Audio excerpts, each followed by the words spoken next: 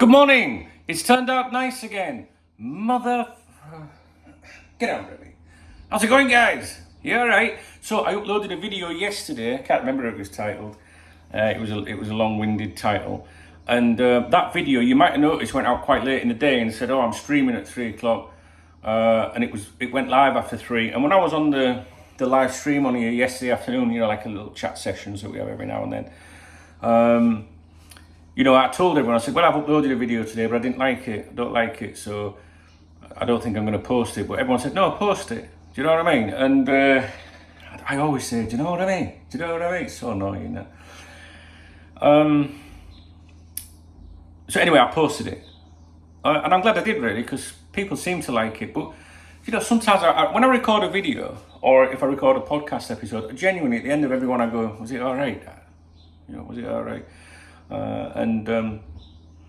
Yeah, anyway, I did put it on for you, and yeah, the feedback was okay in the end.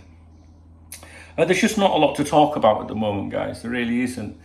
I am going to be mentioning my Twitter subscriptions quite a bit. All right, I am going to be pimping that quite a bit. And I'm not going to apologise for it because Twitter is my go-to app.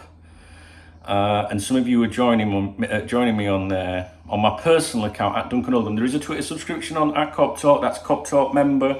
That's all the videos, the podcasts, the news, the snippets, everything to do with Liverpool Football Club. And it isn't so much my personal opinion too much about particular journalists, for example. Whereas on at Duncan Oldham on Twitter, if you, as you will see, if you're a subscriber on there, you know, I'm saying what I think about people because it's a private environment. And if you do it in an open environment, like on an open video on here, for example, which is why I keep some things a little bit more private on here, it's not so, you want a quiet life, but also I don't want to be like seen as a hater. You know, like if there's a journalist and, you know, we just judge a journalist, don't we, on their professional writing or whatever, their style. It's not like if I say to you, James Pearce gets right on my nerve. James Pearce is probably a really nice kid, you know, but I don't know. I don't know if it's where I was brought up. I don't know if I'm too soft. When I was in my 20s on here, I was probably didn't care, which is why I probably got so much hate back in the day, and still do.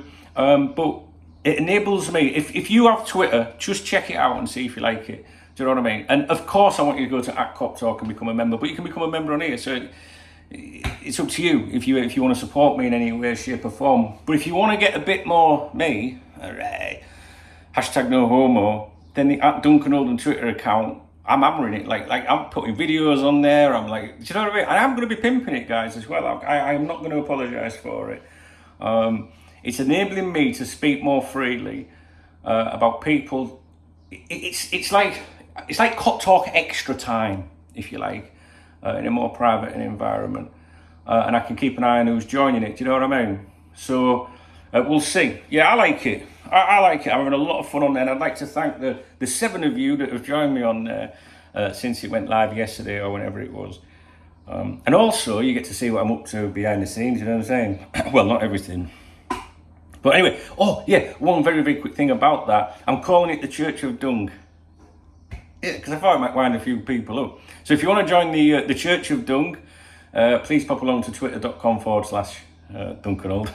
Now, but should it be the Church of Dung? Is that how I refer to it? Go to the Church of Dung, or should it be, you know, come to Church of Dung? Which is it? The Church of Dung or Church of Dung? Which sounds better? Seriously, I'm asking people that. I asked Mark, you know the person that put that picture there. I asked her last night, I just said, what do you reckon, the Church of Dung or Church of Dung? And I just got an emoji back like that. I said, I'll explain later. That's just a bit of fun, do you know what I mean? But hey, it's all right. So let's talk about Khephren Thuram, right? What we're going to have to do is obviously, you know, I had that issue earlier in the week that prevented me really being around a bit. So I'm trying to get back into the flow of things. But I can honestly tell you that despite my absence and not being my usual self on here this week, nothing's going on. All right, nothing's going on. It's very, very quiet. Although when I woke up this morning, I had a premonition. It's true. I thought, we're going to hear something soon. That's it. Hey, now listen, how fucking good is that? Just think, do you know what I mean? How good is that? Do you know what I mean? If that hasn't convinced you that I know what I'm talking about, no, seriously, I just woke up this morning and thought, something's not right, something's going to break. Do you know what I mean? And it's, see, I said it again. Not just yet, but I'll tell you why I've got that vibe, right, about the Thuram situation. First of all, I could make a video today and call it Khephren Thuram latest and do you one next week, and you might go, well, they're similar, why are you doing another video? Because I think it's important to say if you feel your opinions have changed since you last talked about it, right? So my opinions have not changed. I still think that he is a primary target at this moment, that he is the subject of a recruitment attempt, right? And there are parallels, I think, with the way we are working on this deal, with the way the McAllister one was panned out. Now, it might take half an hour for me to explain all that to you, so you're just going to have to trust me, right? So a very simple way of judging or analysing it is by what's in the media, not the Twitter ITK numpties, right? But what's in the media. So if you think about it, we were heavily linked with McAllister, right? And then it went quiet for a bit, didn't it? Right? And I admit at that point I was like, oh, it's gone a little bit quiet. And that's exactly how I feel at the moment with Thuram. I keep thinking, oh, it's gone a little bit quiet, too quiet for my liking. Now we know we've got international, football tournaments taking place and things like that. But during those periods of silence where we don't appear to be doing something, there's nothing really in the media about Thuram now, and there wasn't about McAllister during the same period of silence, right? So what I'm trying to explain to you here, and this is coming from my experience with it all, right? I'm not even going to dare tell you how long I've been here. Hey, I know that. Listen, I say it quite a lot, but I've got new people on my channel. I'm just saying, right? But anyway, back in the 90s, from all that experience, right? If it goes quiet, but the player is being linked credibly, the potential target is being linked with multiple clubs, that suggests that the agent or representation, whether it's a family member or an agent, are like, well, Liverpool have cooled a little bit, so we're going to crack on, right? Do you understand that bit? With McAllister, it went quiet and there was none of that, which suggested to me, like, even though I was squeaky bum, let me just stop. I like to be very, very specific with the things I say. So it went quiet. And even though I was squeaky bum, which means I was a little bit nervous because it was quiet, I wasn't seeing like, key people that you would pay attention to saying that he was in talks with Manchester City or anyone like that, right? And then it happened. Then the deal happened when the time was right. And I see similarities with the way that we are trying to complete a deal for Thuram. So we've seen the intensity, we've seen the claims, credible claims, and then it's gone quiet again, all right? So the first thing I do when it goes quiet is I monitor any reports to do with that individual. Now, if you put Khephren Thuram into Google News right now, you will say to me, hang on a minute, Dunk, there's plenty of reports out there about him at the moment during this period of silence. My answer to that would be, well, okay, let's take a look at ODR, right? So I've just put his name into Google News, right? The first one we've got is Football Insider. Well, no one's going to pay attention to that. The hard tackle, no one's going to pay attention to that. Empire of the Cup, no one's going to pay attention to that. They're citing David Lynch, the same as Football Insider. And that's in the last 24 hours. And then if you were to go further back, you get This Is Anfield, same thing. The Boot Room, same thing. Team Talk, same thing. Echo, same thing. There is not one credible, like someone that I define as credible person saying, oh, well, he's talking to Newcastle. We know we've seen the Newcastle link, but who are the people, linking him with Newcastle? Now, Newcastle, because they've, got a bit of cash and that, when a club comes into a bit of money, it's great for journalists, and I guess people that, Twitter ITKs or whatever, people that, maybe want to attract sales or attention and things like that. So it's very easy if Aston Villa was taken over tonight by, the Saudis, or, we'll talk about them later today, I think, or mega wealthy Arabs, and they had the money, the same amount of money as Man City do or something like that, then as a journalist, you can make up everything you want every day of the week. So if you see one of our targets being linked with Newcastle at the moment, I actually wouldn't be too worried about that, because I just think, well, who's saying it, first of all? And two, they're just like, they know that Newcastle are on like a big spending spree trying to recruit, yeah? So during this period of silence, in my opinion, as of today's day, his agent is not touting him around other clubs, which therefore suggests to me that the player's future has been resolved. Now, that doesn't mean it's been resolved with Liverpool, because we could have gone quiet because we backed off and they might have a deal somewhere else, but it doesn't sound like that, right? So, always when it goes quiet, keep an eye on the player's name, the target's name, on on something like Google News, not Twitter, Google News, and look and see who's saying what. Now, if there was articles on there from, more credible things, then yeah, you'd have a different opinion. But right now, it's running parallel to how the McAllister deal was completed. And maybe that is, the way that this George fellow works or something. I don't know, because he's been in the job 5 minutes and there's no one really speaking about him at the moment that I listen to, right?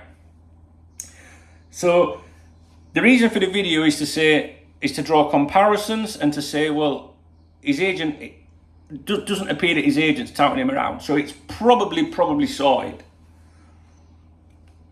I don't know, because I'm not a Twitter ITK, all right? But that's how it goes. Now, if we were to click through to one of these articles on, what's this one here? This is Football Insider.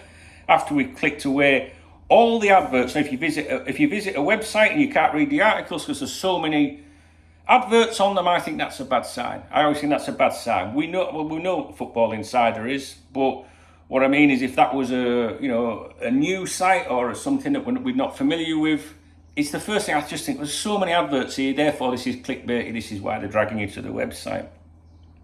And this article is by a chap called David Lynch that some of you would know. He's deemed a Merseyside correspondent.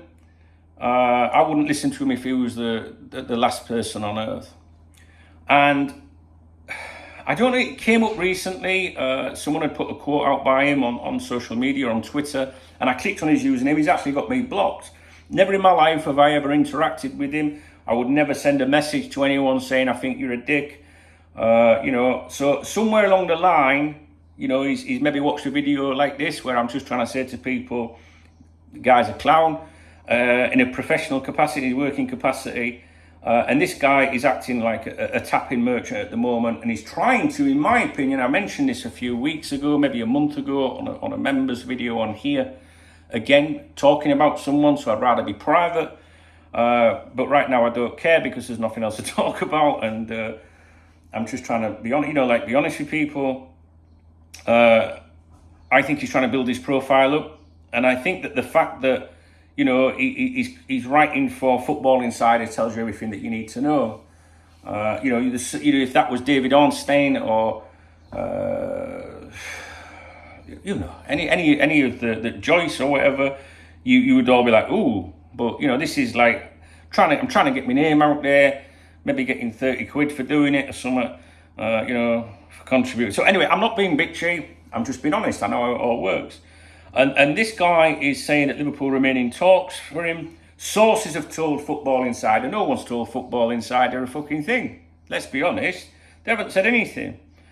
It talks about when his contract runs, and Football Insider has learned that.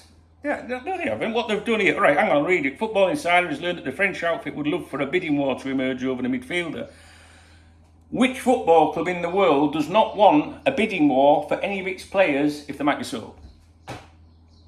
How do you learn that? Do you know what I mean? So let's get this right. Someone at that players' club has turned around to a journalist at the Football Insider and said, we'd love it if there was a bidding war. No shit, Sherlock.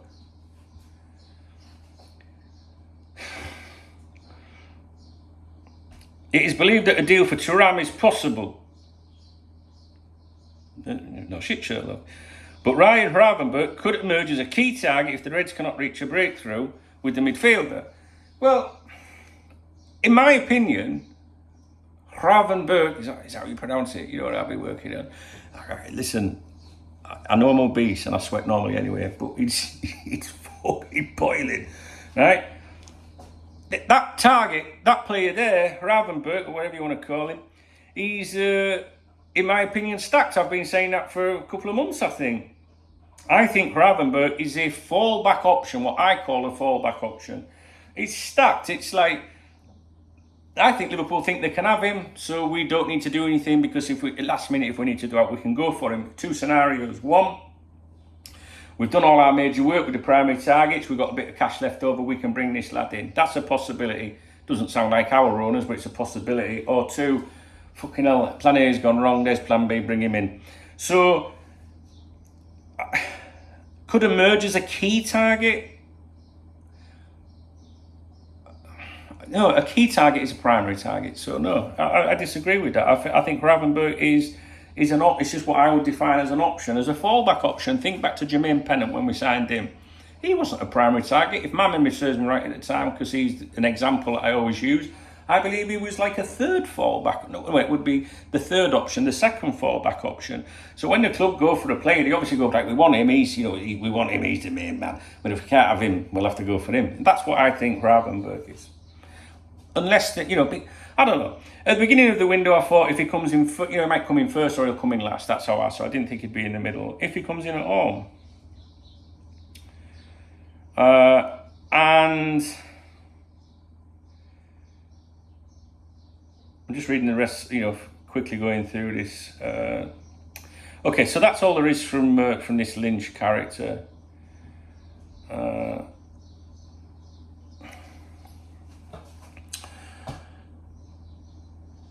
The other one, who's the other one? Oh God, what's that other one? I'm gonna have to look at my own Twitter account now. I think there's that many that I've been talking about the last few days. So I go to subscription tweets. Ooh. Yeah, there's all sorts of things on there. It's not like OnlyFans. Neil Jones, there we go. Neil Jones, according to you guys, I never saw this or heard this. I think it might have been said in an interview. I think, right, no, let me rephrase this. This is not me making this claim, but you guys in the comment section on the live streams told me that you'd heard, I believe it was heard, Neil Jones say that Liverpool were only targeting Premier League players this summer. So it's important that you remember that or investigate that to see if that's true, because I don't know if he said that. I didn't, so I don't like to state it as fact. But I'm not saying you guys have got it wrong. I just like to be clear that I didn't hear that myself. And he put out. see, I retweeted what was put out on at Duncan Oldham on Twitter, and it says, I think there's a good chance Thuram joins Liverpool. And I retweeted that to my subscribers on there, putting no shit Sherlock, these acts crack me up. And again, like I say, this is, apparently we were not going to sign any of these players. So these, I don't know. Sometimes I sound like a fucking woman, bitching about these people, but they frustrate me. There are genuine journos out there that I like to read from. There really are. But I think at the moment, look at this, right? This is Mr. It's Man United talk on Twitter again. Sorry, I'm getting a message on my screen. So it's the enemy. It's Manchester United. Absolutely nothing to do with Liverpool Football Club, obviously. Let me find it. It's from yesterday. There we go.